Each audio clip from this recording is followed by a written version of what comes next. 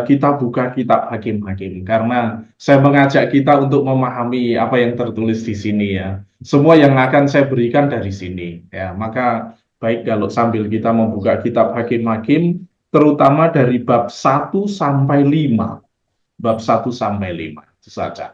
Oke.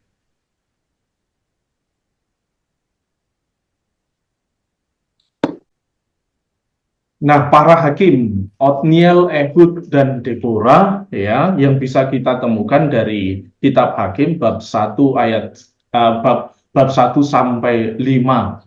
Untuk menjelaskan tokoh-tokoh ini, perlu kita memahami latar belakang kitab Hakim-Hakim dan terutama bab 1 sampai 2 sebelum diceritakan tentang ketiga tokoh ini. Karena ini yang akan melatar belakangi ya tokoh ini. Yang pertama saya berikan pengantar.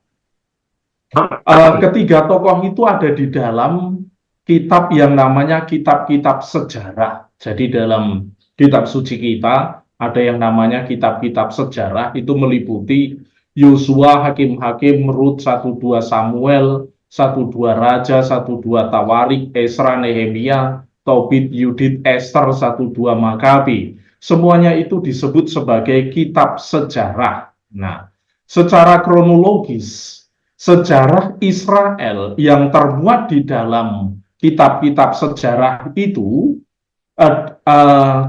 mulai dari zaman kapan? Zaman ketika bangsa Israel memasuki tanah Kanaan, yaitu tanah terjanji setelah mereka keluar dari Mesir. Dan itu dipimpin oleh Yosua. Maka diceritakan kitab sejarah itu dibuka dengan kitab Yosua. Yang kalau dalam periode sejarah kemungkinan terjadi sekitar pada 1300 sebelum Masehi. Ya ini. Dan akhir dari kitab sejarah itu apa? Kitab Makabi, 2 Makabi. Sampai kitab Makabi itu bercerita tentang sejarah Israel di tahun sekitar 134 sebelum Masehi. Jadi kita sebenarnya kitab Hakim-Hakim ini berada di periode awal, agak awal sejarah Israel ya. Ini sejarah dalam arti memasuki tanah terjanji. Mengapa kok Hakim-Hakim ya? Mengapa kok disebut ini kitab Hakim-Hakim? Nah, sebenarnya penyebutan kitab Hakim-Hakim ini berasal dari kitab suci bahasa Latin Liber Iudicum ya, yang kemudian diterjemahkan kitab Hakim-Hakim. Nah, ini judul dari kitab Vulgata, kitab suci Vulgata bahasa Latin. Dan sebutan ini dari bahasa Latin ini sebenarnya terjemahan literal dari bahasa Ibrani Sopetim, yang kalau kita buka dari Hakim-Hakim bab 2 ayat 16, di sana dikatakan Tuhan membangkitkan hakim-hakim. Nah ini pertama kali istilah hakim-hakim di dalam kitab ini disebut itu ya, bab 2 ayat 16 Sopetim ya, yang kemudian diterjemahkan hakim-hakim. Judul kitab ini bermula dari aktivitas beberapa tokoh utama dalam kitab tersebut. Jadi mengapa kok hakim-hakim diperkuat dengan tokoh-tokoh yang ada di dalam kitab ini yang kemudian disebut sebagai hakim-hakim. Dan tokoh-tokoh yang diceritakan dalam kitab ini antara lain 3 orang yang akan kita dalami nanti. Nah, sebenarnya ide hakim itu dari mana? Ya, ide tentang hakim. Sebenarnya dalam kitab suci, terutama Perjanjian Lama, hakim itu menunjuk pada Tuhan. Tuhan itulah hakim utama bagi umat Israel pada saat itu, orang beriman. Sebagaimana yang dikatakan dalam bab 11 ayat 27, Tuhan hakim itu dialah yang menjadi hakim. Hakim utama umat beriman adalah Tuhan. Nah, di hadapan bangsa-bangsa lain ya yang tidak mengenal Tuhannya, orang Israel pada saat itu, para pemimpin Israel mulai dari Musa, Yosua, terus kemudian hakim-hakim, lalu kemudian dilanjutkan dengan raja-raja nanti ya. itu menghadirkan Tuhan sebagai hakim. Mereka melihat Tuhan, antara lain karakter Tuhan itu sebagai hakim. Hakim yang seperti apa? Hakim yang dapat menyelesaikan perselisihan antar bangsa. Ketika misalnya dalam kitab Kejadian Abraham berselisih dengan kelompok lain, ya, itu kepada siapa lagi mencari keadilan? Kepada Tuhan yang menghakimi. Nah, seperti itu. Nah, sedangkan istilah hakim sendiri dalam bahasa Ibrani, sopetim, ya, digugakan sebagai sebutan umum untuk para pemimpin Israel dalam kitab Hakim-Hakim sendiri. Jadi hakim-hakim ini sebenarnya menunjuk pada para pemimpin orang-orang Israel yang pada saat itu mereka hidup tersebar-sebar dalam 12 suku. Mereka belum punya pemimpin. Dan pemimpin yang muncul secara karismatis entah di satu suku atau untuk dua suku disebut sebagai hakim. Nah, ini pemimpin dari umat Israel. Nah, sementara ada kata lain, kata menghakimi atau memerintah sebagai hakim, itu menggambarkan aktivitas empat hakim utama yang disebut dalam kitab Hakim-Hakim. Otniel, Deborah, Zefta, Simson, dikatakan mereka menghakimi atau memerintah sebagai hakim. Di sini hakim ditampilkan sebagai seorang pemimpin yang memerintah, ya, ini memerintah. Nah, lalu juga ada 5 hakim lainnya, Tola, Zair, Ebsan, Elon, Abdon, yang hanya disebutkan namanya saja, dikatakan sebagai memerintah, sebagai hakim. Nah, lalu konteks sejarah, gitu ya. Kapan terjadinya ya munculnya hakim-hakim ini? Sekitar 13 tahun 13 sebelum Masehi, tahun 1300 sampai 1200 sebelum Masehi, itu zaman Yosua, di mana Yosua membimbing bangsa Israel memasuki tanah Kanaan, bisa dibaca dalam kitab Yosua. Dan saat itu sebenarnya ketika umat Israel memasuki kembali tanah terjanji yang disebut sebagai tanah Kanaan, sebenarnya sudah ada bangsa-bangsa yang tinggal di situ. Dan ada penguasa-penguasa yang kuat yang menguasai bangsa Kanaan itu. Dan di antara bangsa-bangsa yang sudah tinggal di situ, itu yang lemah itu ditindas oleh yang lebih kuat. Dan saat itulah bangsa Israel memasuki tanah Kanaan, bangsa terjanji. Maka ketika Yosua yang memimpin bangsa Israel memasuki tanah Kanaan, bangsa-bangsa di Kanaan itu yang tertindas. Kalau kita baca itu dari keluarganya Rahab atau bangsa Gibeon, mereka turut menggulingkan kekuasaan penguasa Kanaan saat itu dan bergabung dengan bangsa Israel. Dan di bawah kepemimpinan Yosua, itu masyarakat baru didirikan, yaitu masyarakat yang didirikan atas dasar perjanjian dengan Tuhan, di mana tidak hanya yang bergabung umat Israel yang keluar dari Mesir, tetapi bangsa-bangsa Kanaan yang bergabung dengan umat Israel pada saat itu.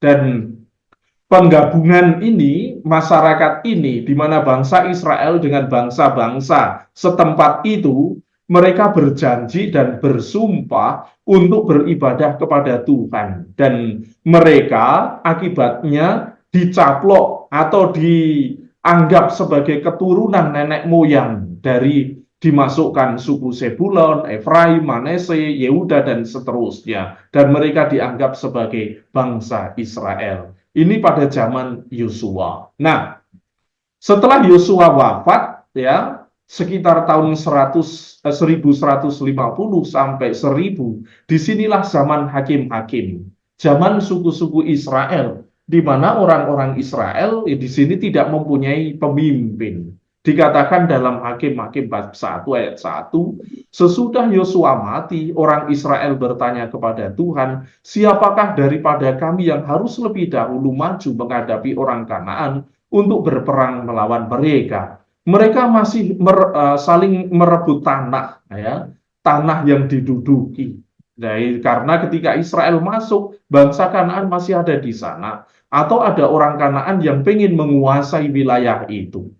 Nah ini, lalu juga dalam bab 18 ayat 1, pada zaman itu tidak ada raja di antara orang Israel, dan pada zaman itu suku Dan sedang mencari milik pusaka untuk menetap. Nah, jadi pada saat itu ada satu suku, salah satu suku dari 12 Israel, suku Dan, ya, itu mereka belum punya wilayah untuk menetap di tanah Kanaan dan kesulitan untuk mendapatkan wilayah ini karena mereka tidak mempunyai seorang pemimpin.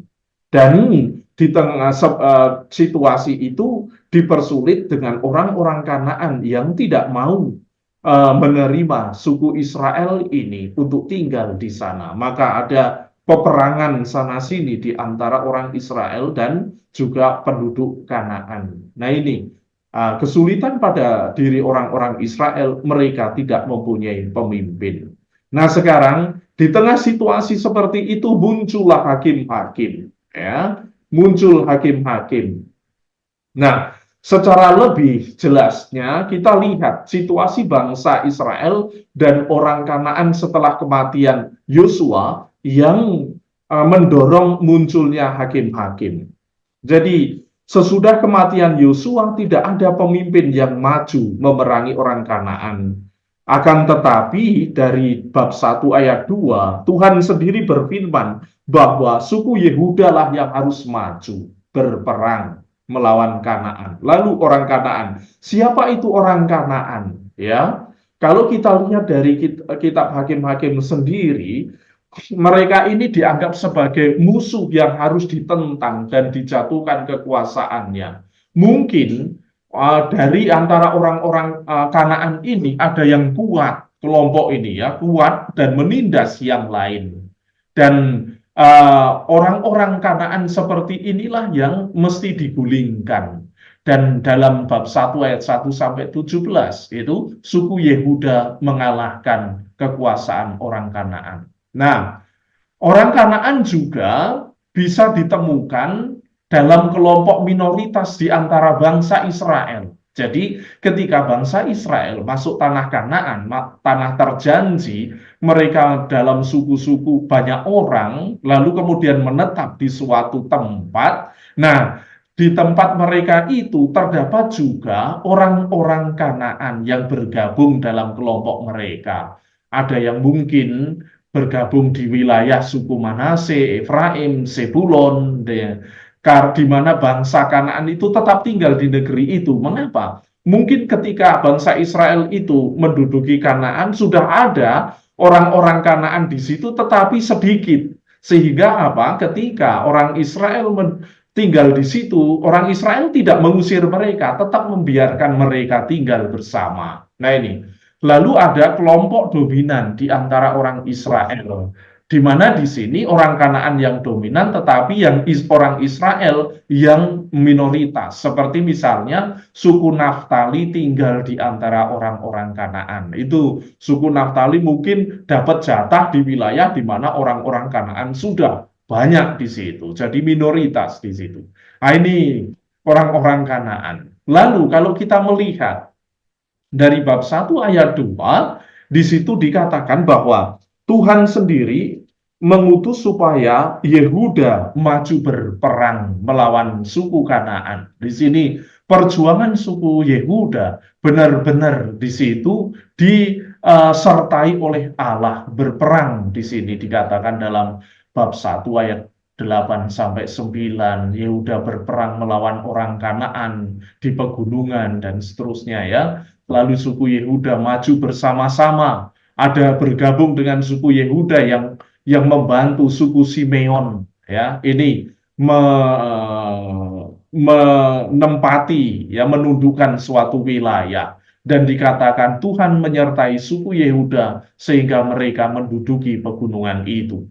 Tidak tahu mengapa kok harus suku Yehuda. Ya, mungkin nanti mempunyai apa namanya di masa depan suku Yehuda ini menjadi yang sangat menentukan dalam sejarah Israel. Kan nanti Daud kan berasal dari suku Yehuda, ya, dan seterusnya keturunannya. Nah ini, nah suku lalu tadi yang berperang melawan orang Kanaan adalah suku Yehuda dan dibantu Simeon. Lalu suku-suku Israel yang lain di mana? Kan ada 12 suku. Ruben, Simeon, Levi, Yehuda, Isakar, Zebulon, dan Naftali, Gad, dan seterusnya ya. Suku-suku yang lain di mana? Rupanya suku-suku yang lain itu terpencar-pencar.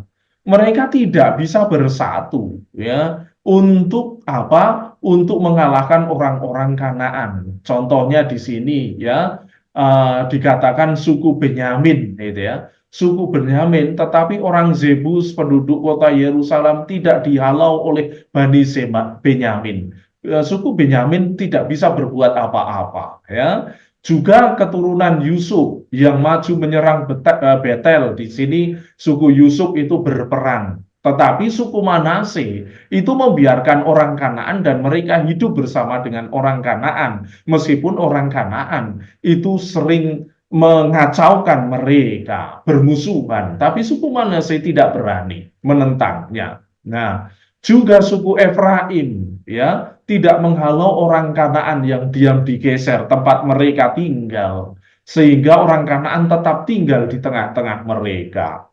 Ada juga suku Zebulon ya membiarkan orang Kanaan, tidak berani mengusir orang Kanaan. Suku Naftali juga sama. Jadi ini di 12 suku Israel itu tidak semua berani menentang orang Kanaan. Mereka belum mempunyai pemimpin, hanya dikatakan suku Yehuda dan dibantu Simeon saja yang berjuang untuk mengusir orang Kanaan.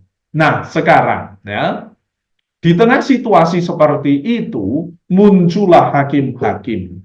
Sebenarnya kemunculan hakim-hakim ini ada di dalam ketegangan antara Allah yang berjanji, tetapi umat sendiri, umatnya itu jahat. Begitu loh ya, jatuh ke dalam dosa. Nah ini, di, dari situasi sosial, mengapa hakim-hakim muncul? Bisa dikatakan bahwa pada saat itu, situasi sosial politik ya, itu umat Israel belum mempunyai pemimpin. Mereka tinggal di tempat-tempat yang berbeda, diaspora, dan mereka lemah ya. Jadi lemah dan sering diganggu oleh orang-orang Kanaan.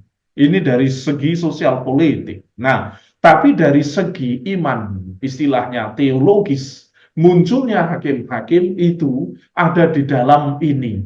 Allah yang berjanji menyertai bangsa Israel, tetapi bangsa Israel tidak setia. Nah, itulah baru muncul hakim. Yang pertama, Tuhan itu berjanji. Ketika Tuhan membimbing umatnya keluar dari Mesir, sampai masuk tanah Kanaan dipimpin oleh Yosua, dan sampai pada zaman mulai awal hakim-hakim ini, Tuhan tetap memegang janjinya, yaitu ya, sebagaimana dikatakan oleh malaikat Tuhan, telah kutuntun kamu keluar dari Mesir dan kubawa ke negeri yang kujanjikan dengan bersumpah kepada nenek moyangmu, dan aku telah berfirman, aku tidak akan membatalkan perjanjianku dengan kamu untuk selama-lamanya, tetapi janganlah kamu mengikat perjanjian dengan penduduk negeri ini.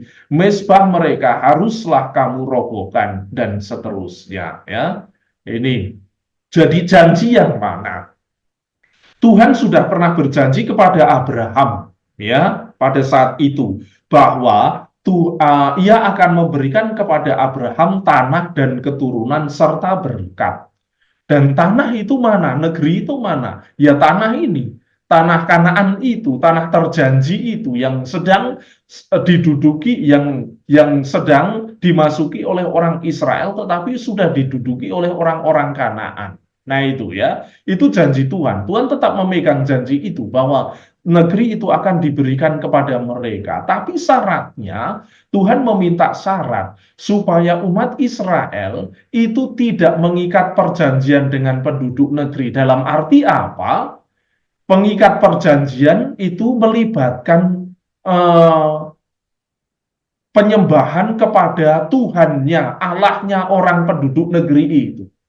Jadi ketika penduduk Israel yang mempunyai Tuhan, lalu kemudian mereka itu mengikat perjanjian untuk hidup bersama, biasanya pengikatan janji untuk bersama disertai dengan mengakui dewanya yang disembah oleh penduduk negeri itu. Itu yang tidak mau diinginkan oleh Tuhan.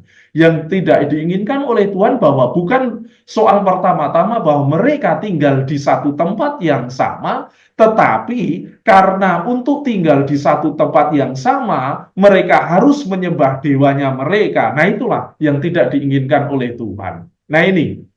Nah, ini yang syaratnya yang diminta oleh Tuhan. Nah, lalu juga dalam bab 2 ayat 7 ya dikatakan bangsa itu beribadah kepada Tuhan sepanjang zaman Yosua dan sepanjang para tua-tua yang hidup lebih lama daripada Yosua dan yang telah melihat segenap perbuatan yang besar yang dilakukan Tuhan bagi orang Israel. Pada zaman Yosua, orang-orang Israel itu taat beribadah kepada Tuhan. Ini sebagaimana yang dijanjikan. Tetapi setelah dikatakan ya generasi lain muncul ya anak mereka ya yang generasi pertama meninggal lalu diganti generasi yang lain ya yang tidak mengenal Tuhan ataupun perbuatan yang dilakukannya bagi orang Israel, mereka tidak mengenal bagaimana Tuhan menuntun umatnya di padang gurun, tidak mengenal gitu ya. Dan lalu orang Israel melakukan apa yang jahat di mata Tuhan. Dengan apa? Beribadah kepada para Baal. Nah, inilah kejahatan orang Israel ya, dosa orang Israel. Nah, mereka tidak seperti kakek nenek mereka yang menyembah Tuhan. Mereka tidak pernah mengalami peristiwa di padang gurun. Dan akhirnya apa? Mereka menyembah kepada Baal. Arti lain di sini, bab 2 ayat 12 sampai 13. Mereka meninggalkan Tuhan, Allah nenek moyang mereka. Ya, siapa Tuhan itu yang setelah membawa mereka keluar dari Mesir, mereka meninggalkan Tuhan dengan cara apa? Beribadah kepada Baal dan para Asitoret. Siapa itu Baal? Dewa-dewi kesuburan orang Kanaan pada saat itu. Tuhan mereka tinggalkan. Nah, ini. Nah, mereka meninggalkan Tuhan dan beribadah kepada Baal dan para Asitoret ini. Ini ungkapan sebenarnya yang berasal dalam konteks prosesi pemujaan, prosesi liturgis penyembahan, ya, dalam perayaan keagamaan, ya, di mana saat itu biasanya eh, para imam itu ke membawa dengan prosesi dewa-dewi, patung dewa-dewi, dan mereka yang memuja, umat itu memuja dewa-dewi yang dibawa itu. Dan umat Israel ikut seperti itu. Nah itu ya, karena apa? Karena orang-orang Kanaan menyembah dewa Baal ini, ya, dewa Baal, dewa kesuburan yang memberi tanah kesuburan ini. Nah ini, jadi mereka sekarang mengikuti dewa-dewa lain, dewa-dewa bangsa-bangsa yang ada di sekitar mereka. Mereka sungguh istilahnya itu membungkukkan badan, tunduk kepada dewa-dewa tersebut. Dan sikap orang Israel bersujud tunduk di hadapan dewa-dewa itulah yang dikatakan bahwa itu kejahatan, hal yang jahat di mata Tuhan. Mereka tidak lagi menjadi hamba Allah seperti halnya Yosua dan generasi sebelumnya, tetapi mereka sekarang menjadi hamba dewa lain. Dan ini, kenyataan ini memancing kemarahan Tuhan. Nah, lalu melihat umat Israel seperti itu, Tuhan murka, ya, murka. Kemurkaannya dikatakan demikian. Bab 2 ayat 14. Maka bangkitlah Tuhan, murka Tuhan terhadap orang Israel, ia menyerahkan mereka ke dalam tangan perampok dan menjual mereka kepada musuh di sekeliling mereka. Nah, Tuhan dalam hal ini mengapa Tuhan itu murka, bisa marah ya. Nah, nampaknya di balik itu sifat Tuhan terhadap umatnya itu nampaknya ada unsur positifnya juga ya. Jadi karena umat Israel itu adalah miliknya. Ketika miliknya ini tunduk kepada dewa lain, kan cemburu gitu ya. Nah, Tuhan menginginkan umatnya itu tetap menjadi miliknya, tetap menyembahnya, menganggap dia sebagai Tuhan, dan umatnya ini sebagai hambanya. Tetapi ternyata umatnya ini menghambakan diri kepada dewa lain. Nah, di hadapan seperti itu, Tuhan tidak bisa berdiam diri. Seakan-akan Tuhan itu mempunyai pesaing ilahi, ya, yang merebut umatnya darinya. Di sini Tuhan nggak bisa berdiam diri. Dan Tuhan juga tidak bisa pasif menerima istilahnya itu perselingkuhan umatnya dengan dewa lain. Nah ini, seringkali terutama dalam kitab nabi-nabi nanti digambarkan ketika umat Israel menyembah dewa-dewi, itu digambarkan dengan seperti seorang suami istri di mana istrinya selingkuh dari suaminya. Nah, itu ya, menyembah dewa lain. Nah, itu artinya ya.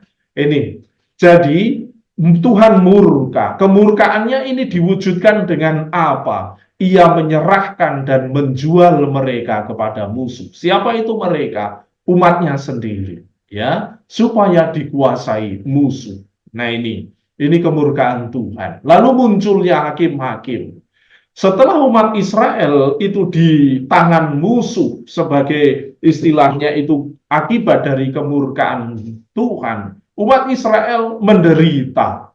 Ya, di tengah penderitaan umat Israel itu, kemudian di tengah penderitaan itu umat Israel merintih, sadar kembali bahwa Tuhan itulah yang mesti mereka sembah. Lalu dikatakan dalam bab 2 ayat 16 sampai 17, maka Tuhan membangkitkan hakim-hakim yang menyelamatkan mereka dari tangan perampok itu. Inilah munculnya hakim-hakim. Hakim-hakim itu dibangkitkan atau dipanggil oleh Tuhan untuk apa? Menyelamatkan umatnya yang sedang di dalam tangan kuasa para musuh. Istilahnya di sini para perampok. Tetapi digambarkan, tetapi juga para hakim itu tidak mereka hiraukan karena mereka berzina dengan mengikuti Allah lain dan sujud menyembah kepadanya. Meskipun hakim-hakim ini sudah dipanggil Tuhan dan memimpin bangsa Israel, beberapa orang Israel, banyak umat Israel yang tidak percaya, mereka masih menyembah dewa-dewi. Nah ini yang bukan Tuhan. Ini munculnya hakim-hakim. Jadi hakim ini siapa? Hakim itu agen atau alat keselamatan Allah. Alat Allah untuk menyelamatkan umatnya, supaya umatnya itu bebas dari kuasa perampok, kuasa yang orang-orang yang menindas mereka. Dan hakim-hakim yang disebut dalam bab 2 ayat 16 itu menunjuk pada siapa? Para pemimpin bangsa Israel. Sekaligus Tuhan itu memanggil hakim-hakim untuk memimpin umat Israel pada saat itu, meskipun belum seluruhnya. Di sini kita temukan dalam bab 2 ayat 16, tiga fakta mengenai hakim. Ya, yang pertama, sumber wewenang dan kekuasaan hakim adalah Tuhan, karena Tuhanlah yang mengadakan, memanggilnya. Lalu yang kedua, tujuan pengangkatan seseorang menjadi hakim itu bukan bersifat yudisial, menghakimi, ya, melainkan menyelamatkan, ya, itu menyelamatkan demi keselamatan umat Allah. Itu tujuan hakim-hakim. Lalu yang ketiga, para hakim adalah alat pembebasan atau alat keselamatan di mana umat Israel itu mesti selamat dari musuh, ya, eksternal, kan ada orang luar yang menindas mereka, dan hakim-hakim itu menjadi alat Tuhan untuk menyelamatkan mereka dari penindasan mereka. Dan tujuan para hakim itu bukanlah untuk menyelesaikan perselisihan internal di dalam umat, tidak, tetapi membebaskan umat dari kuasa musuh eksternal ini. Jadi fungsi para hakim adalah untuk menyelamatkan umat Allah yang tertindas dari gerombolan perampok dalam bahasa hakim-hakim tadi, ya, dan menjaga mereka tetap aman dari gangguan musuh.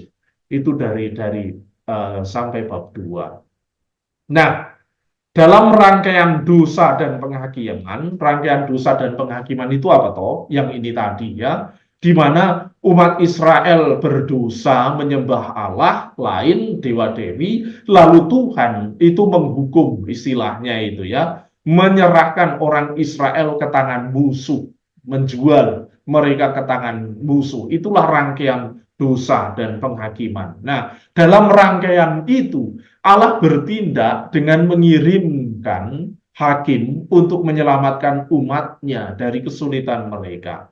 Dan penyelamatan itu dipahami seperti ketika umat Israel itu keluar bebas dari Mesir. Mengapa? Karena pada saat itu umat Israel itu diperbudak, ditindas di Mesir, dan peristiwa penyelamatan pada zaman hakim-hakim itu digambarkan seperti itu.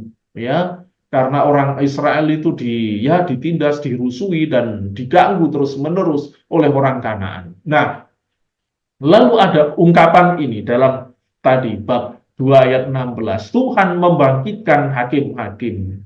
Para hakim itu dipahami sebagai penggenapan janji Allah seperti yang ditemukan di dalam kitab Ulangan bahwa Tuhan akan membangkitkan seorang nabi bagi umatnya di antara saudara mereka. Dan orang yang dibangkitkan ini nanti seperti Musa.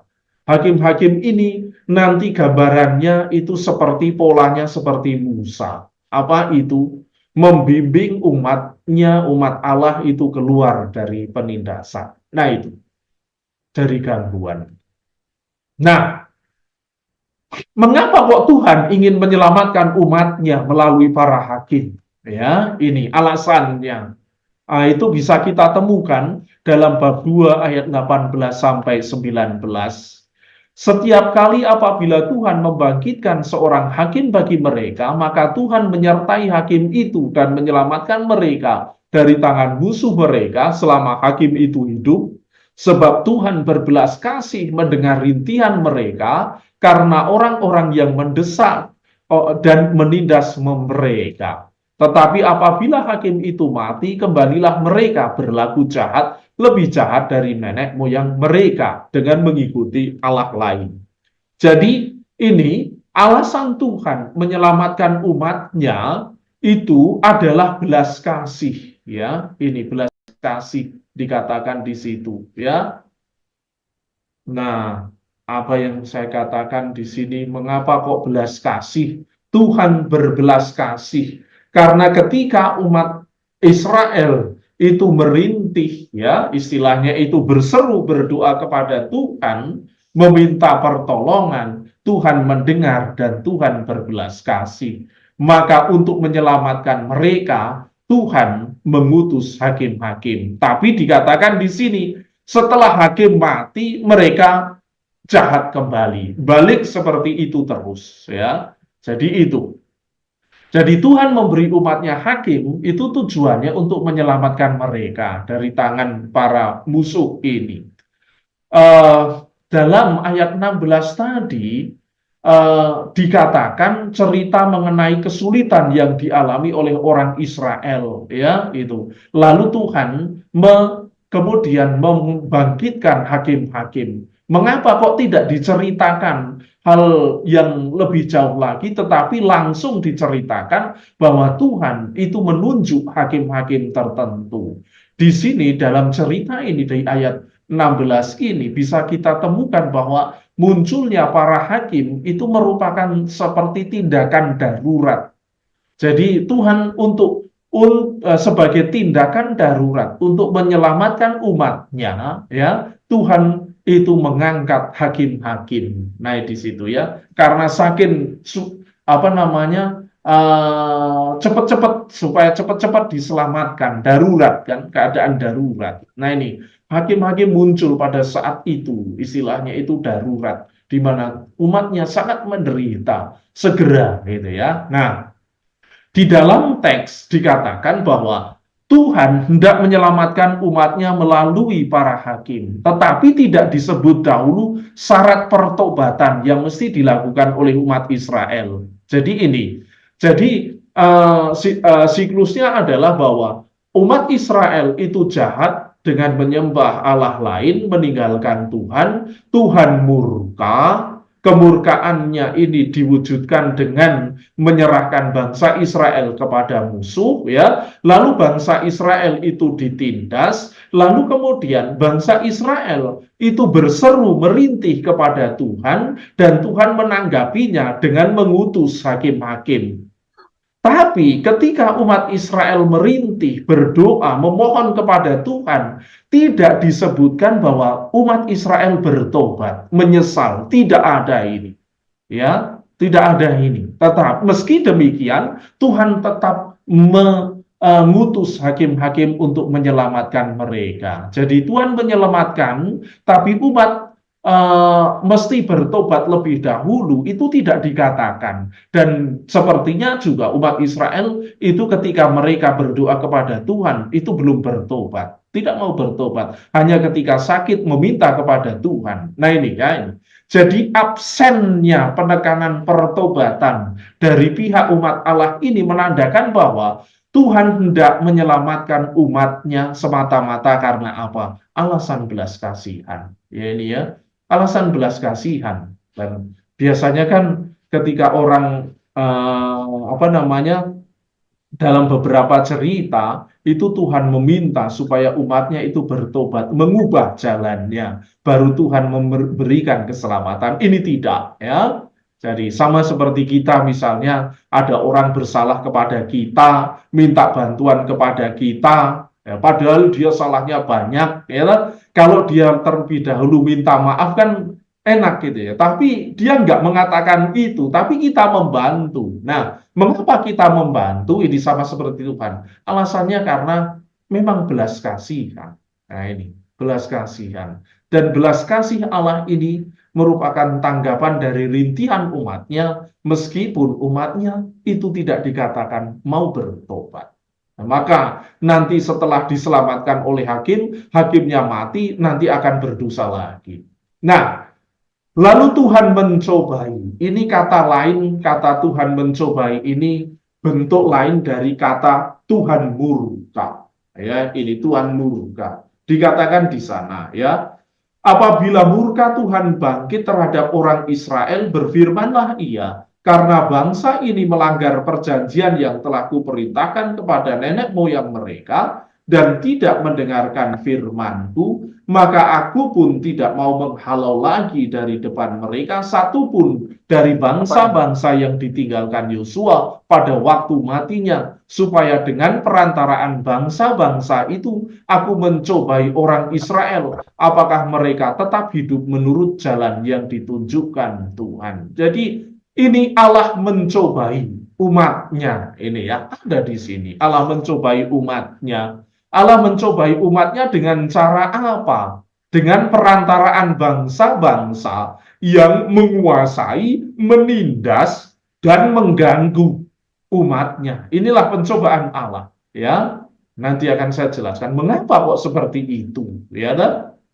Nah, fungsi hakim dalam pencobaan itu, jadi umat Allah itu mengalami pencobaan dari Tuhan, ya. Dan di sanalah hakim itu masuk, ya, ada dipilih oleh Tuhan dalam situasi ketika umat Allah dicobai oleh Allah sendiri. Mengapa kok dicobai, ya? Dalam hal ini Allah mencobai karena setiap kali umat Israel setelah diselamatkan oleh hakim, nanti akan kita lihat, ya, diselamatkan oleh Tuhan, lalu mereka kemudian menyembah Allah lain, dan Tuhan murka, dan mereka dikuasai oleh orang lain lagi, ditindas oleh orang lain. Suasana ketika umat Israel itu ditindas oleh bangsa lain, itulah suasana pencobaan, ya. Dan di situ sendiri Allah yang menghendaki itu terjadi, ya, menghendaki itu terjadi. Nah, di sini sebagai pejabat eksekutif, ya, dari perkumpulan suku-suku itu, hakim memimpin dewan antar suku dalam menjalani fungsi peradilan militer dan peribadatan. Hampir semua hakim-hakim melakukan itu. Pernyataan dalam ayat 20 tadi, bangsa ini melanggar perjanjian yang telah kuperintahkan, maksudnya itu bangsa Israel, menunjukkan bahwa fungsi hakim dalam komunitas umat beriman itu tidak hanya menjadi pembebas dari bangsa yang menindas umatnya, tetapi juga memulihkan dan memelihara perjanjian dalam hidup sehari-hari. Hakim-hakim juga bertugas mengingatkan orang Israel supaya mereka itu ingat perjanjian dengan Tuhan. Dengan wujud apa? Misalnya seperti dalam kitab lain itu memberikan keadilan kepada orang miskin, menghakimi orang dengan penghakiman yang adil, tanpa memihak atau menyuap, ya. Jadi seorang hakim yang adil itu akan menentang mereka yang tidak menghakimi dengan adil perkara orang kecil dan tidak membela hak orang-orang kecil. Ya, ini hakim yang benar ya di sini. Nah, dan sebagai alat keselamatan Allah ya, hakim tidak hanya memberi ketenangan pada umat dari musuh yang menindas mereka, tetapi juga menuntun umat untuk hidup dan tinggal secara benar di tanah yang dijanjikan oleh Tuhan. Hidup benar ya. Ini tugas hakim seperti itu dalam arti seluruhan. Kembali lagi sekarang, Tuhan yang mencobai umatnya, gitu ya. Inilah bangsa-bangsa yang dibiarkan Tuhan tinggal untuk mencobai orang Israel. Jadi pencobaan orang Israel itu disengaja oleh Tuhan. Dengan cara apa? Membiarkan bangsa-bangsa lain menguasai, menindas, atau menyerang Israel sehingga orang-orang Israel sehingga mereka itu hidupnya itu di tengah situasi seperti itu mereka diharapkan untuk bisa apa ini supaya mereka mengetahui lebih jelas perintah yang diberikan Tuhan. Nah, sebagaimana bab 3 ayat 4 sampai 5. Mereka itu ada di sana supaya ia mencobai orang Israel dengan perantaraan mereka untuk mengetahui apakah mereka mendengarkan perintah yang diberikan Tuhan kepada nenek moyang mereka. Ini ada apa artinya Tuhan mencobai umatnya dalam peristiwa yang diceritakan dalam kitab Hakim-Hakim. Jadi Tuhan mencobai umatnya itu mesti dilihat ada dalam siklus ini. Pertama, Tuhan itu berjanji dan janjinya itu ditepati, ya. Tetapi ketika Tuhan menepati janjinya memberikan tanah terjanji kepada umat Israel malah berbuat jahat, gitu loh, malah berbuat jahat dengan menyembah Allah lain dan karena mereka berbuat jahat Tuhan murka. Dan disinilah pencobaan itu, ya, percobaan dari Tuhan itu. Tuhan murkanya dengan apa? Dengan membiarkan bangsa-bangsa lain menguasai dan menindas mereka. Lalu mereka merintih, meminta bantuan Tuhan, lalu Tuhan berbelas kasih, dan akhirnya Tuhan menyelamatkan. Nah, dalam situasi siklus ini, umat tidak pernah bertobat. Ya, tidak pernah bertobat. Hanya meminta kepada Tuhan saja, tapi tidak ada janji untuk memperbaiki hidup mereka. Nah ini. Nah, lalu pencobaan itu apa artinya di bawah Tuhan mencobai umatnya? Tadi dikatakan bahwa Allah itu membiarkan bangsa-bangsa lain menguasai bangsa Israel untuk mengetahui apakah umat Israel ini benar-benar bisa memahami perintah Tuhan, mengetes kemurnian iman mereka. Nah itu, pencobaan. Nah, lalu pencobaan ada dalam situasi dikuasai oleh yang lain sehingga tidak membuat bebas dan berkembang. Di mana pencobaan itu dialami oleh umat Israel ketika mereka dikuasai oleh orang yang lain. Ya, ini merasa ditindas. Pencobaan itu terwujud di sana. Nah ini, terwujud di sana. Nah, dalam hal ini apa? Kita bisa belajar apa arti ketika kita mendoakan janganlah masukkan kami ke dalam pencobaan. Ternyata pencobaan itu ya Ada banyak penyangkalan bahwa Tuhan itu mencobai atau tidak. Ya, pencobaan kalau dalam kitab Ayub itu iblis yang mencobai, Tuhan membiarkan. Tapi dalam kitab Hakim-Hakim jelas Tuhan mencobai. Ya, di sini. Pencobaan itu terjadi karena apa? Ya, bukan karena Tuhan mau menyengsarakan umatnya, tetapi karena umat tidak mau bertobat, gitu loh ya. Dan ketika umat tidak mau bertobat, di situ mereka selalu ada dalam siklus itu. Siklus berbuat jahat, Tuhan murka, Tuhan berbelas kasih, Tuhan menyelamatkan. Kemudian setelah hakim ini mati, balik lagi berbuat jahat, dan seterusnya seperti itu. Nah itu situasi pencobaan ya. Jadi disimpulkan bahwa ketika orang tidak mau bertobat, ia ada di dalam siklus pencobaan. Nah, itu dia. Nah, di sini fungsi hakim ya. Apa itu?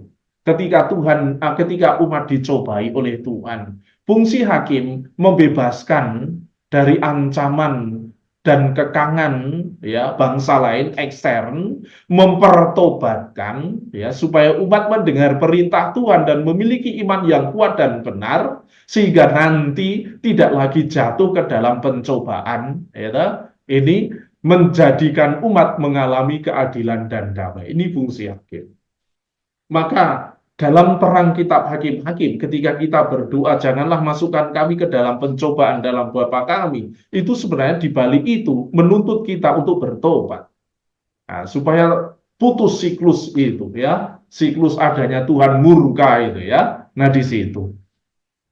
Nah, sekarang hakim-hakim ya, hakim-hakim ya, secara khusus Otniel ya dan seterusnya 3 orang. Ini tadi latar belakang memahami hakim ya. Jadi apa yang saya sampaikan tadi juga melatar belakangi nanti pertemuan berikutnya ketika membahas hakim yang lain seperti Simpson dan seterusnya ya. Ini pengantar untuk semua hakim-hakim. Nah, sekarang Pak, kita lihat tokoh-tokoh dari hakim-hakim itu.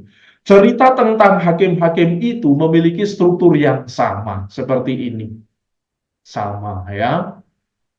Ini, pertama, umat melakukan kejahatan, lalu Tuhan murka, memberi pencobaan. Lalu umat merintih, berseru kepada Tuhan. Tuhan menanggapi dengan membangkitkan seorang penyelamat hakim. Lalu setelah itu terjadi situasi keselamatan. Ya, setelah hakim mati, umat kembali lagi melakukan kejahatan. Lalu Tuhan mencobai lagi. Nah, umat berseru lagi dan seterusnya. Kembali lagi seperti itu. Coba kita lihat ya. Coba kita lihat. Nah, yang pertama itu Otniel.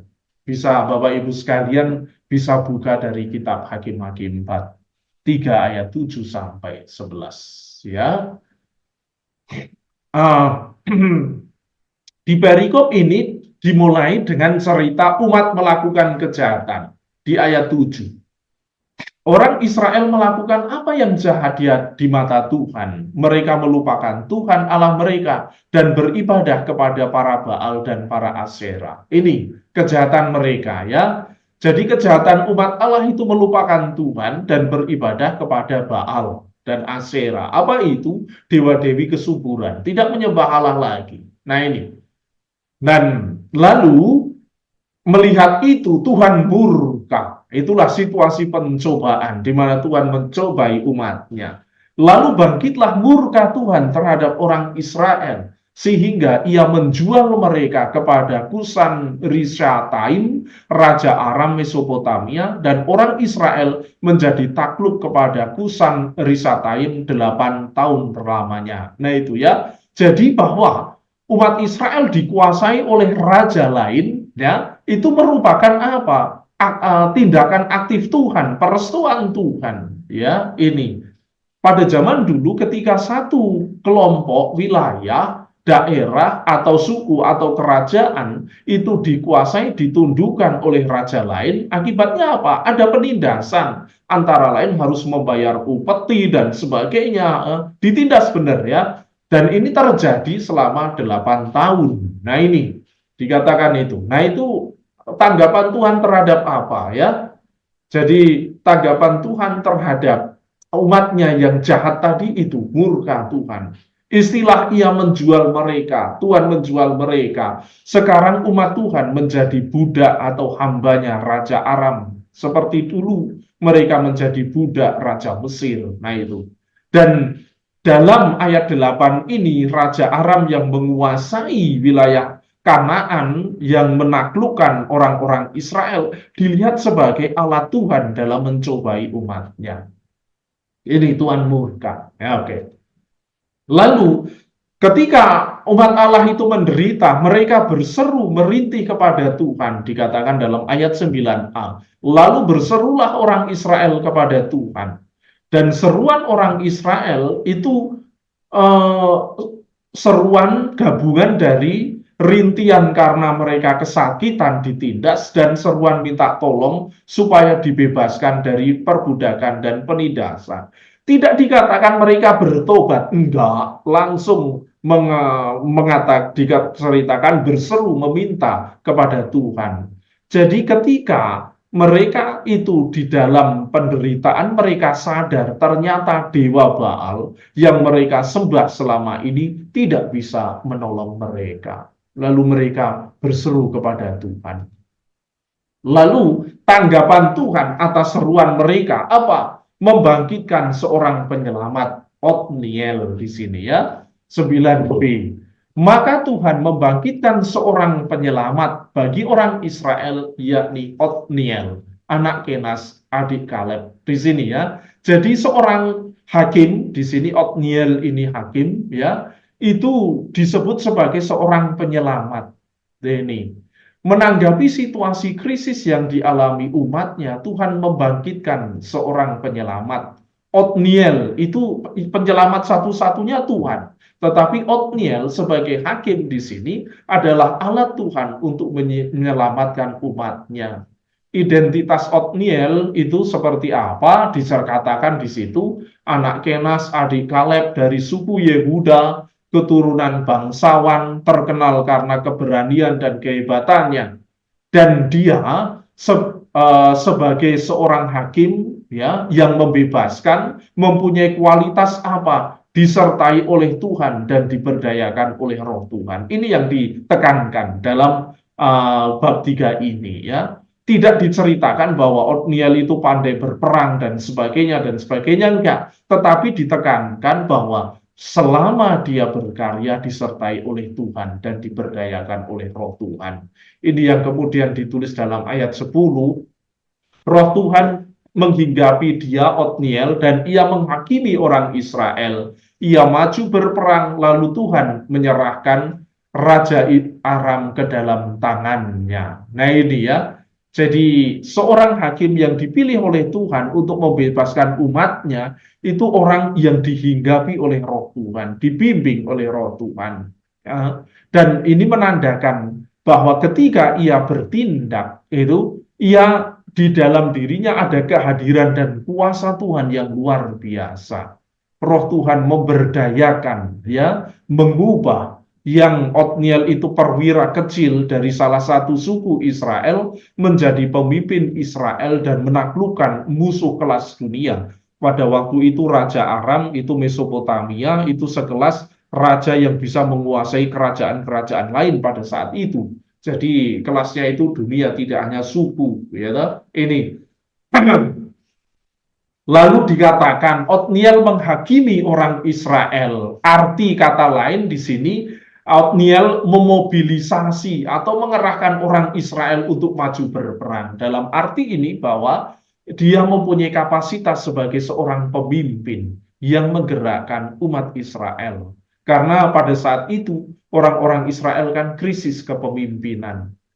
Tuhan menyerahkan kusan Raja Aram ke dalam tangannya. Artinya apa? Kemenangan yang diperoleh oleh Otniel dan orang-orang Israel adalah karya Tuhan melalui hakim yang ia angkat tadi. Benar, dengan itu Tuhan membebaskan umatnya dari apa? Dari perbudakan itu, Raja Aram itu. Nah, setelah itu situasi keselamatan, dikatakan ayat 11, lalu amanlah negeri itu 40 tahun lamanya, Kemudian matilah Otniel anak Kenas. Amanlah negeri itu. Yang mengalami kedamaian adalah negeri tanah, bukan manusia. Mengapa demikian ya? Amanlah bangsa itu, amanlah orang-orang itu. Ini mempunyai arti juga. Amanlah negeri itu. Ini barangkali berhubungan dengan janji Allah, di mana Tuhan berjanji kepada Abraham untuk memberi negeri. Ya, maka dikatakan amanlah negeri itu. Nah, sekarang Ehud ya. Tadi Otniel, sekarang Ehud. Coba kita buka dari kitab Hakim-Hakim bab 3 ayat 12 sampai 30. Nah, setelah Otniel wafat, umat kembali melakukan kejahatan. Yaitu dia dalam bab 3 ayat 12a. Tetapi orang Israel melakukan pula apa yang dia jahat di mata Tuhan. Sama. Kejahatannya apa? Menyembah dewa-dewi. Nah itu sama. Jadi setelah hakimnya mati, kembali lagi berbuat jahat. Mengapa? Karena mereka tidak bertobat tadi. Nah, tidak bertobat. Hanya meminta Tuhan. Nah, lalu Tuhan murka. Inilah Tuhan mencobai umatnya dalam ayat 12b. Lalu Elgon, Raja Moab, diberi Tuhan kuasa atas orang Israel oleh sebab mereka telah melakukan apa yang jahat di mata Tuhan. Raja ini mengajak Bani Amon dan Bani Amalek menjadi sekutunya. Lalu majulah ia dan memukul orang Israel kalah. Kota pohon kurma diduduki mereka. 18 tahun lamanya orang Israel menjadi takluk kepada Eglon, Raja Moab. Jadi Raja Moab menjadi alat Tuhan dalam mencobai umatnya. Karena ini dikatakan diberi Tuhan kuasa. Ya, Raja Moab itu enggak kenal Allah Tuhan. Ya, sebagaimana orang Israel kenal, tetapi kok menjadi alat Tuhan gitu loh ya. Nah, ini dia. Nah, sebenarnya bangsa Moab sendiri adalah kerabat bangsa Israel. Kalau kita membaca lagi kitab Kejadian ya bab 19 itu ya, Abraham dan Lot itu ya. Nah, ketika Abraham itu berpisah dengan Lot, keturunan Lot ini kan keponakan Abraham, keturunan Lot inilah bangsa Moab. Nah, ketika umat Israel mau memasuki wilayah tanah terjanji di padang gurun yang dipimpin oleh Musa, ya, Tuhan pernah melarang bangsa Israel memasuki wilayah Moab. Karena wilayah ini merupakan wilayah yang diberikan oleh Tuhan sebenarnya kepada mereka, itu ya. Tapi Tuhan melarang pada saat itu, dan sekarang dalam kitab Hakim-Hakim, ya, Tuhan malah membawa orang-orang Moab ini masuk ke tanah yang sebenarnya tanah itu diberikan kepada orang Israel. Mengapa demikian? Karena orang Israel berbuat jahat. Nah, ini kan pendudukan tanah ya di sini. Nah, setelah digambarkan bahwa umat Israel itu ditindas, di sini umat berseru kepada Tuhan. Dalam ayat 15a, lalu orang Israel berseru kepada Tuhan. Jadi bangsa Israel berseru minta tolong kepada Tuhan. Namun seruan ini bukanlah seruan pertobatan atau permohonan pengampunan. Ampunilah aku supaya aku selamat, enggak. Tetapi langsung mereka itu aku merasa sakit dan minta bantuan, begitu ya. Nah ini. Mungkin secara manusiawi juga menjengkelkan kita ketika kita bertemu dengan orang yang bersalah kepada kita, tiba-tiba datang memerintah malahan ya, atau minta bantuan itu pun memerintah. Nah gitu toh. Nah itu, ini sama situasinya seperti ini ya. Dan tanggapan Tuhan ya terhadap rintian permintaan mereka apa? Membangkitkan seorang penyelamat. Mengapa? Kok Tuhan tetap ingin menyelamatkan mereka? Tadi dikatakan karena Tuhan berbelas kasih. Ya, tanggapan itu maka Tuhan membangkitkan bagi mereka seorang penyelamat, yakni Ehud ini. Ini Hakim Ehud, anak Gera orang Benyamin, orang yang kidal. Dengan perantaraannya orang Israel biasa mengirimkan upeti kepada Eglon Raja Moab. Sama seperti yang dikatakan kepada Otniel, Ehud ini seorang penyelamat. Tadi juga Otniel itu dikatakan seorang penyelamat. Ehud alat Tuhan untuk membebaskan, menyelamatkan umatnya. Tadi Raja Moab alat Tuhan untuk mencobai umatnya. Ini. Nama Ehud itu berasal dari bahasa Ibrani dari dua kata, dan Hud, yang kalau digabungkan berarti di manakah kemegahan dan keagungan itu. Ya, sebenarnya ini nama yang mencerminkan keputusasaan zaman, gitu ya, di mana Ehud itu dipilih oleh Tuhan untuk menjadi penyelamat ketika orang Israel mengalami keputusasaan karena penindasan. Mengapa ditindas? Karena mereka jahat sebenarnya. Itu dikatakan Ehud ini suku Benyamin. Ya, sebenarnya Benyamin itu artinya sebenarnya anak dari tangan kanan, berarti tidak kidal. Sementara Ehud digambarkan ya bukan hanya bahwa ia seorang Benyamin, tetapi dia adalah putra tangan kanan yang paling unggul begitu. Tapi dia kidal, gitu ya. Jadi orang yang paling unggul, tapi caranya itu kidal. Nah, caranya kidal. Nanti kita lihat. Arti kata kidal di sini itu menyangkut pada kiprahnya dalam menyelamatkan bangsa Israel dengan cara kekerasan juga, ya, kidal, membunuh, gitu ya. Ehud di sini muncul sebagai pembawa secercah bagi cahaya bagi bangsa Israel yang sedang mengalami keputusasaan itu. Kita lihat cerita kepahlawanan Ehud ya. Coba kita baca di sini.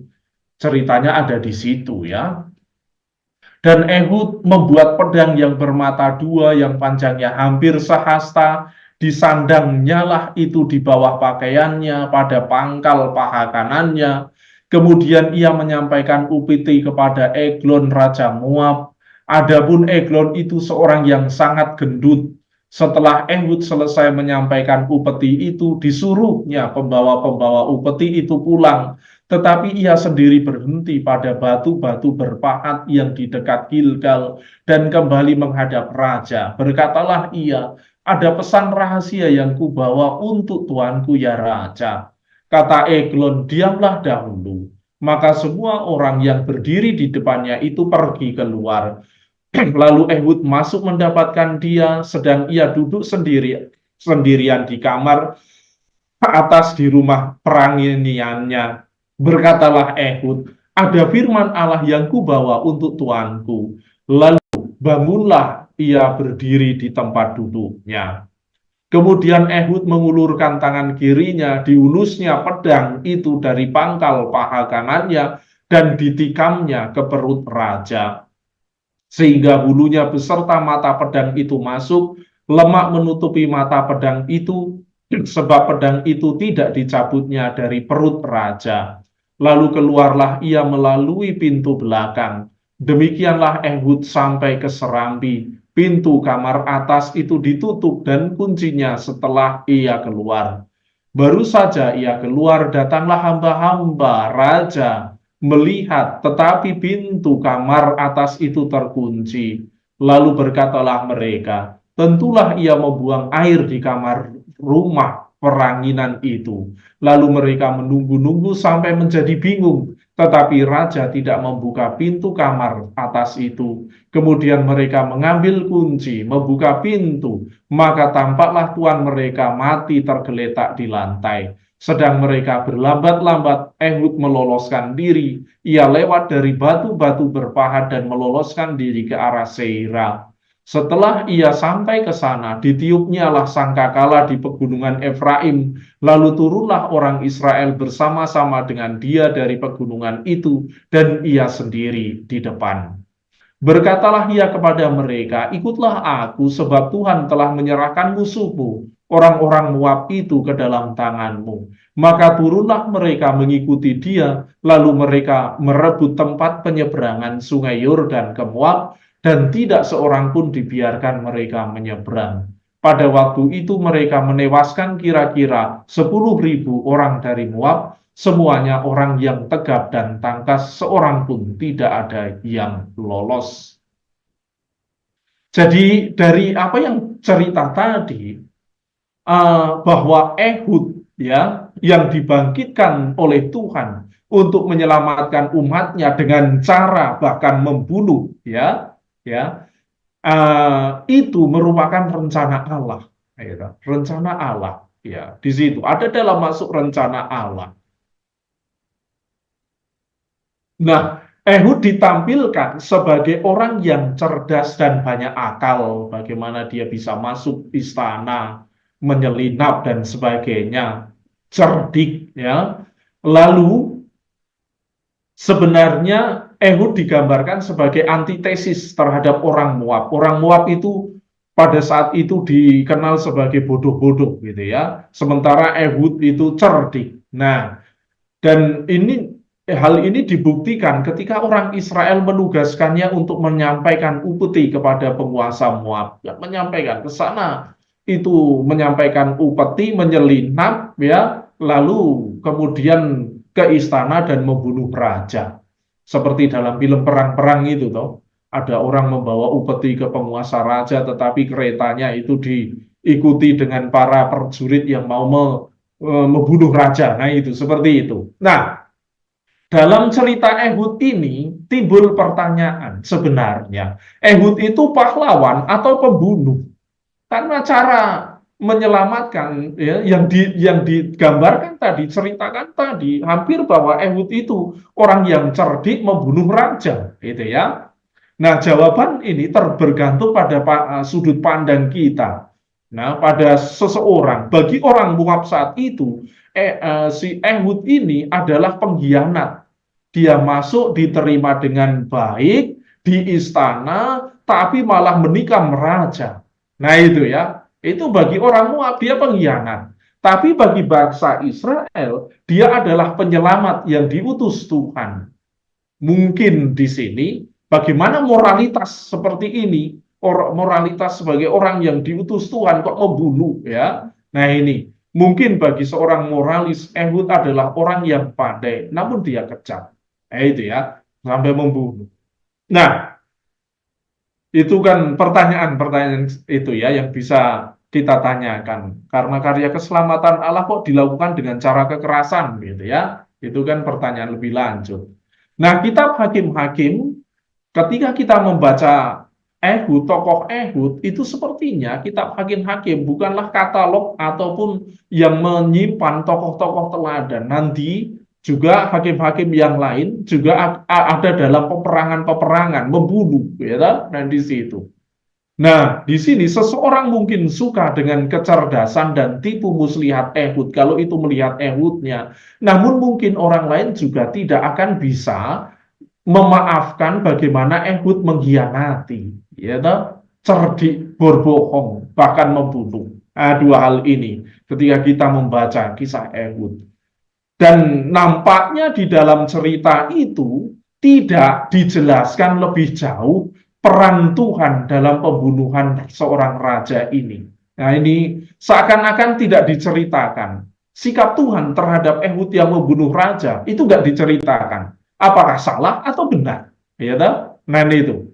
Dan ini Ehud bertindak seperti kalau Ehud sendiri adalah seorang hakim yang dipilih Tuhan, yang dikehendaki Allah membunuh, berarti dia juga bertindak seperti orang Kanaan pada umumnya, di mana mereka juga kejam, ya, kejam, oportunistik, menggunakan kecerdasan, kecerdikannya untuk apa? Membinasakan orang lain. Dan apakah memang benar Allah Tuhan itu bertindak kasar dan kejam? Ini pertanyaan kita ya. Di sini nggak ada jawabannya ya, tapi itu tafsiran lebih jauh, gitu. Nah, ini di ayat 28, 29 di sini ya, jelas dikatakan bahwa Ehud adalah wakil yang ditunjuk oleh Tuhan untuk menyelamatkan Israel.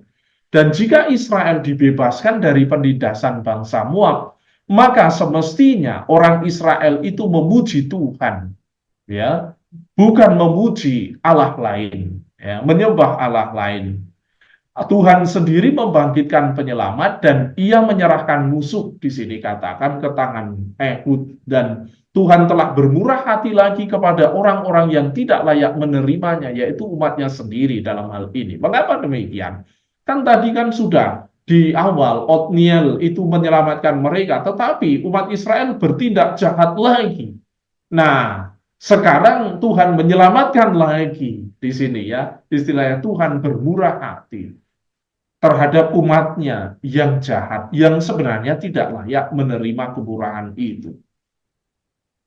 Setelah Ehud mengalahkan itu digambarkan situasi keselamatan pembebasan, dikatakan demikianlah pada hari itu Moab ditundukkan oleh Israel, maka amanlah tanah itu 80 tahun lamanya. Sekali lagi di sini yang ditunjuk adalah tanah Israel, bukan manusia ya. Ini yang mengalami kedamaian ya, dikatakan damai, tidak terganggu selama 80 tahun. Kalau dihitung dari umur manusia kan 2 generasi. Nah itu. Nah, sekarang Deborah ya, bab 4 ayat 1 sampai 24. Nah, tokoh Deborah dimulai juga dengan pernyataan atau cerita tentang umat Allah yang melakukan kejahatan. Dikatakan di ayat 1, setelah Ehud mati, orang Israel melakukan pula apa yang jahat di mata Tuhan. Ya, kembali lagi mereka menyembah dewa-dewi. Ya, ini mungkin juga mereka hidup tidak adil kepada orang lain ataupun menindas sesamanya. Nah ini apa yang jadi di hadapan Tuhan sama. Lalu melihat itu Tuhan murka lagi. Dalam arti lain Tuhan mencobai umatnya. Dikatakan dalam ayat 2, lalu Tuhan menyerahkan mereka ke dalam tangan Zabin, Raja Kanaan. Nah ini ya, Tuhan menyerahkan. Berarti kan ini kehendak Tuhan, bahwa orang Israel itu kemudian dikuasai oleh Raja Kanaan. Jadi Zabin Raja Kanaan itu Allah Tuhan dalam mencobai umatnya. Nah, setelah umat Allah ini menderita, mereka berseru kepada Tuhan. Ayat 3, lalu orang Israel berseru kepada Tuhan, sebab Sisera mempunyai 900 kereta besi, dan 20 tahun lamanya ia menindas orang Israel dengan keras. Ini penindasan. Jadi selama 20 tahun orang Israel itu ditindas dan mereka berseru, memohon kepada Tuhan. Dan sama permohonannya adalah meminta Tuhan menolong, ya, tidak didahului dengan bahwa mereka bertobat, enggak, ya, tidak. Nah, dalam hal ini muncullah Deborah, ya. Tidak dikatakan bahwa Tuhan mengangkat Deborah, tetapi langsung dikatakan Deborah.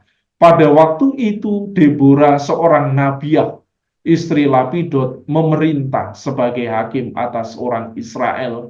Deborah digambarkan seperti nabi, ya, nabiah, wanita, ya, wanita, nabi wanita disebut nabiah, ya, ini. Nabi itu apa toh? Menyampaikan firman dan kehendak Tuhan.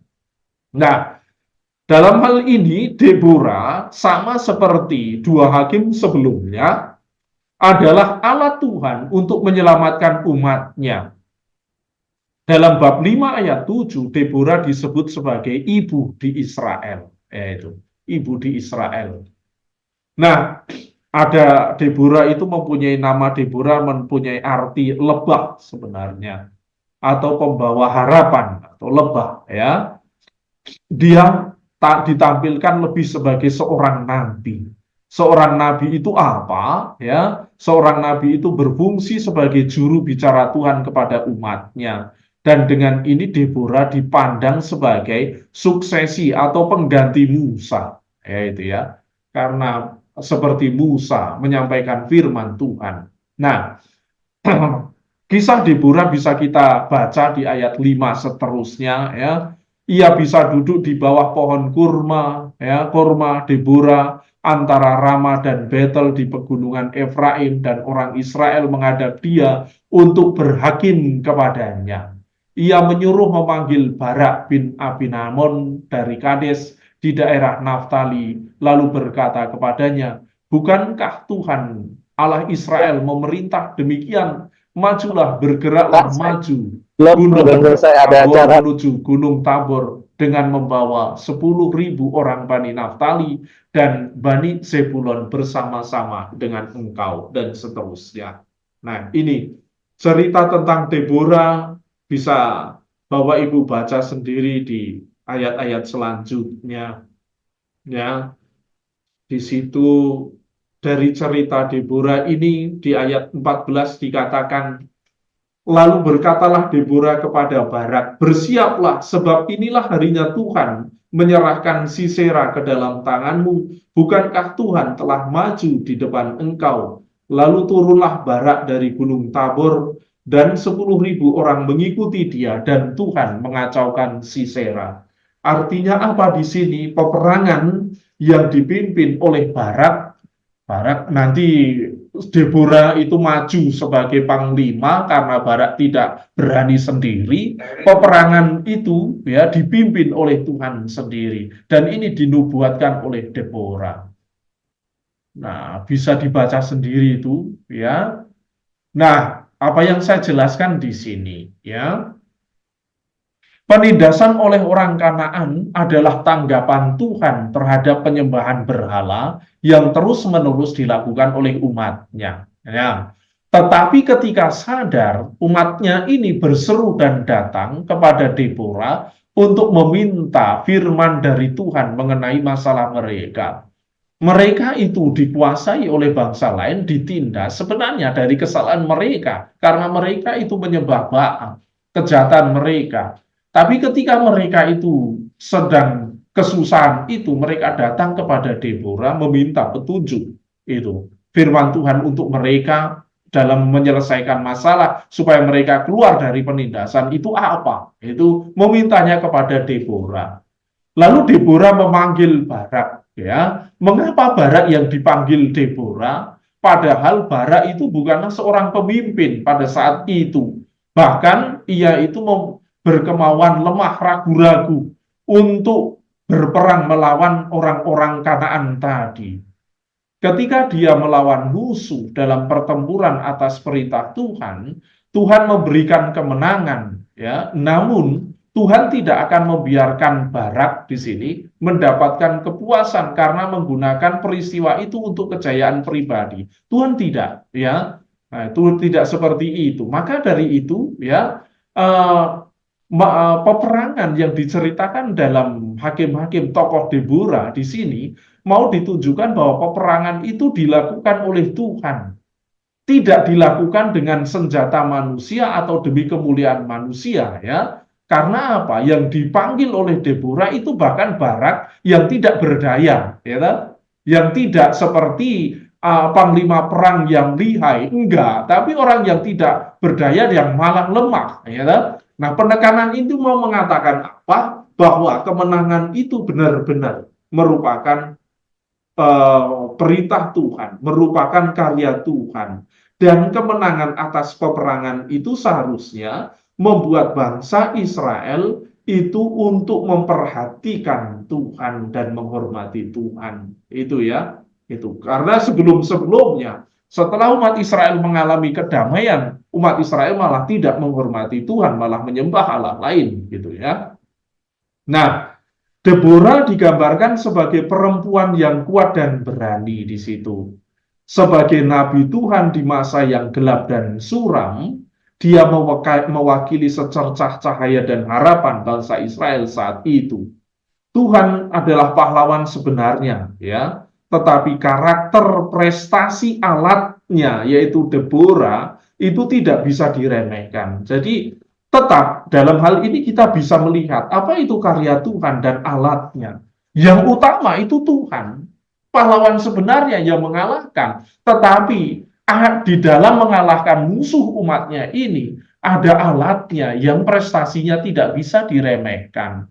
Pada saat itu, ya, perempuan tidak begitu dihormati setara dengan laki-laki, tapi pada zaman itu laki-laki di era pada saat itu laki-laki lemah, ya. Mungkin pada saat itu para imam, kehidupan rohani para imam merosot karena ikut-ikutan menyembah dewa Baal. Dan di tengah situasi seperti itulah Tuhan membangkitkan seorang wanita untuk menjadi istilahnya penangkal petir melawan murkanya Tuhan, gitu ya. Penangkal, gitu ya. Tuhan kan murka, ya. Jadi memilih Deborah untuk menangkal murkanya Tuhan ini. Nah, Deborah tidak tinggal di Betel atau Silo. Dulu itu tempat kudus bagi umat Israel itu Betel dan Silo. Tidak tinggal di sana, tetapi tinggal di luar kota. Dan dia menerima permohonan orang Israel atas nama Tuhan. Nah ini, bahkan Deborah sendiri sebagai seorang wanita menemani Barak berperang.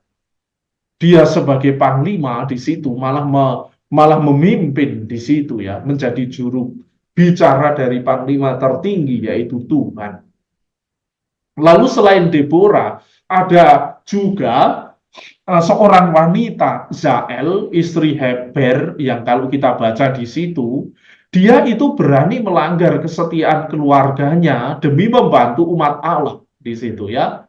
Itu demi membantu supaya umat Allah itu terbebas. Dalam hal ini dari peristiwa Heber ini, istri Heber ini, Zael ini, kita bisa melihat bahwa Allah itu menggabungkan tindakan bebas umat manusia dalam penggenapan rencananya. Dalam arti demikian, dari arti hukum, Zael ini melanggar perintah keluarga, kesetiaan keluarga, karena harus melindungi, ya, melindungi karena ada raja yang lari, lalu kemudian di rumahnya dia sembunyikan, gitu ya. Harusnya dia menyembunyikan musuh Israel itu, tetapi malah si Zael ini membunuh dia demi apa? Membantu umat Allah, ya ini. Dan ini ada dalam penggenapan rencana Allah. Ini. Nah, lalu setelah Deborah memimpin orang Israel mengalahkan musuh-musuh mereka, terjadi situasi keselamatan. Dikatakan demikianlah pada hari itu menundukkan Zabin Raja Kanaan di depan orang Israel. Dan kekuasaan Israel kian keras menekan Zabin Raja Kanaan sampai mereka melenyapkan Zabin Raja Kanaan itu. Dalam hal ini dinampakkan ada frase, ada kata, ungkapan Allah pada hari ini menundukkan. Di lain sisi yang bekerja berperang adalah umat Israel yang dipimpin oleh Deborah. Ada apa di situ? Ada sinergi antara tangan Tuhan dan upaya manusia dalam peristiwa sejarah di mana umat Israel itu dibebaskan. Jadi tidak bahwa Tuhan itu berkarya, iya, tetapi karyanya itu membutuhkan alat, benar-benar, ya. Dan di sini ada sinergi. Di satu sisi pada hari itu Tuhan menaklukkan bangsa Kanaan, di lain sisi bangsa Israel sendiri dengan usaha mereka, ya, terus menekan bangsa Kanaan sampai mereka berhasil memusnahkan mereka. Nah ini. Dan dikatakan lalu dalam bab 5 ayat 31 ditutup, ya, kisah Deborah. Demikianlah akan binasa segala musuhmu ya Tuhan. Tetapi orang yang mengasihinya bagaikan matahari terbit dalam kemegahannya. Lalu amanlah negeri itu 40 tahun lamanya. Aman negeri, kan? Negeri yang dijanjikan oleh Tuhan untuk mereka itu aman. Nah, Bapak Ibu sekalian, sebagai penutup ketiga tokoh ini, ya, kita semua umat beriman dipanggil menjadi seperti para hakim, ya. Masih tersisa pertanyaan moral di sana. Kok ada peperangan harus perang, apalagi tentang Ehud hakim yang membunuh, ya, di situ, ya. Nah ini Allah Tuhan kok seperti itu, ya, itu masih menyisakan pertanyaan. Lalu sebagai umat Allah, ya, dari siklus tadi, ya, umat Allah yang dicobai, ya, itu ketiadaan pertobatan membawa mereka pada situasi pencobaan, ya, itu mereka berdosa ketika Akibat dosa itu mereka tanggung dan membuat mereka itu sengsara. Mereka meminta Tuhan membantu mereka. Tuhan dengan belas kasih membantu mereka. Tetapi mereka tidak mau bertobat. Dan ketika mereka lepas dari penderitaannya, mereka jatuh lagi ke dalam dosa. Dicobai lagi. Terus seperti itu. Jadi siklus pencobaan akan selalu senantiasa dialami oleh manusia ketika mereka itu absen pertobatan, ya. Meskipun Tuhan berkarya di sana. Nah, ini. Nah, kita khususnya wanita di sini dengan bercermin dari Deborah, ya, dapat menemukan inspirasi dalam diri Deborah itu. Deborah tidak menggantikan laki-laki dalam posisi kepemimpinan resmi, tidak, ya. Dia tetap bersama Barak yang laki-laki. Namun gendernya bahwa dia wanita itu tidak mendiskualifikasi dirinya dari pelayanan penting bagi Tuhan. Nah, ini tetap menjadi tokoh yang sangat penting. Dan apa yang terjadi pada diri hakim-hakim, ya, yang dipilih, diangkat, dipanggil Tuhan, ternyata panggilan Tuhan untuk melayani itu seringkali mengejutkan umatnya. Namun ketika dia memanggil, kita harus menanggapi perintahnya. Bahkan ketika perintah itu tampaknya bertentangan dengan kebiasaan. Seperti Deborah. Ya, oh, perempuan tidak biasa itu dulu, ya, tapi bertentangan dengan kebiasaan. Tapi itu perintah Tuhan itu lebih kuat daripada kebiasaan. Nah, demikian saudara-saudari, saya kira seperti itu